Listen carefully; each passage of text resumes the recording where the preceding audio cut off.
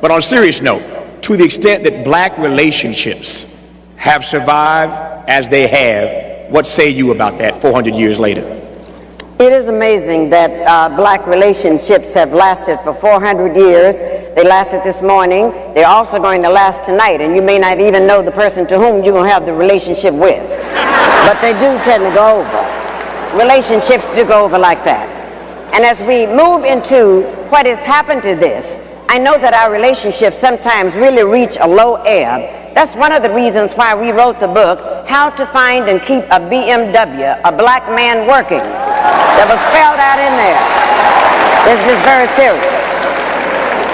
Because our relationships didn't start yesterday or last week. It also started 400 years ago when those 19 persons were here. And I want you to remember something very important that one of our by any means necessary power brokers told us, and that was Malcolm X. He said, if we can only remember that you didn't land at Plymouth Rock. Plymouth Rock landed on you. And it's very essential that we kind of keep this in place.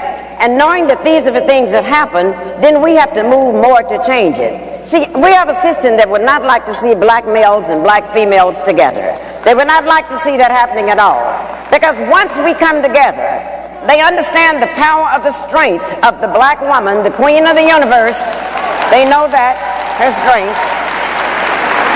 They also know the power of the black male, the warrior. If you would turn him loose, he will protect also his family and things that need to be done.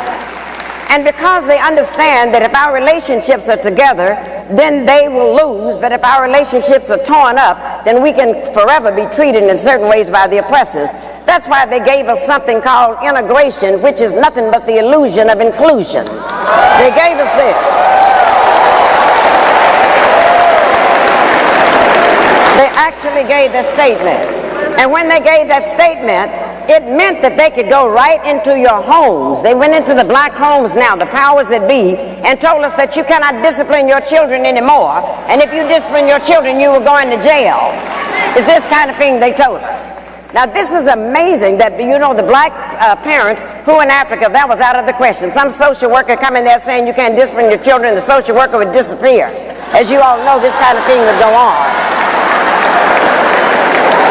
You would be sitting in a place like this, and all you had to do was act up and do something wrong, and all your mother had to do was to glance in your direction. Y'all remember that? And you remember that the glance meant, don't let me have to get up and come over there. And every once in a while in the black family, there was a fool who would challenge the glance. And if you could get home over the foot, over the ironing cart, over whatever, you were sent to the backyard to get something off the peach tree. And if you brought something in that was too short,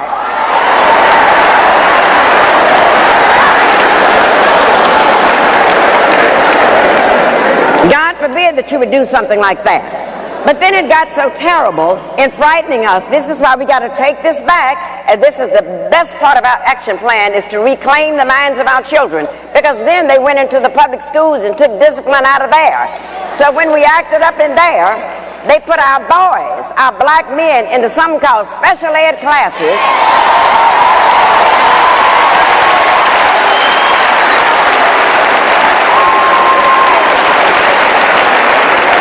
And as you know, those special ed classes are nothing but holding cells until they can go to the state prison.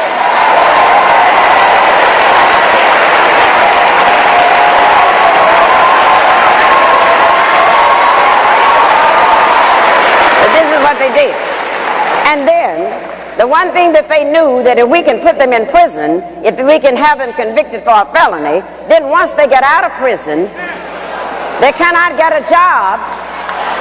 Because of that, they cannot get the job.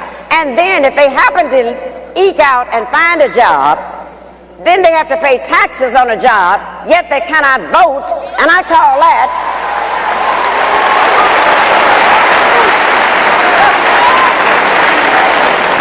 taxation without representation. That's what we're looking at. And if one of the things that we would learn to do, they did a grand thing when they took that discipline away from us, because when they made our parents afraid to discipline the children, then what happened? We found out that the teachers were afraid of the principals were scared of the superintendent was scared of the school board was scared of the parents were scared of the children, and the children ain't scared of nobody.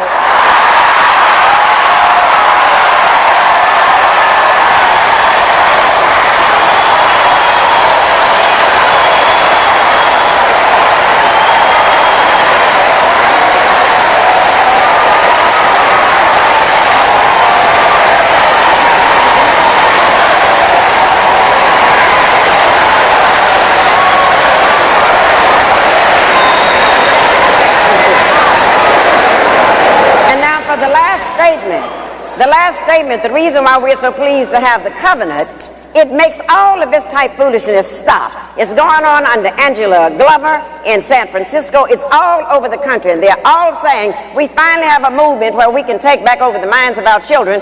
And the first thing we got to take over, the covenant taught us that we do not have to have black leaders anymore.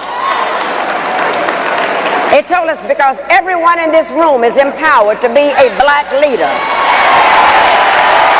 Everyone in this room.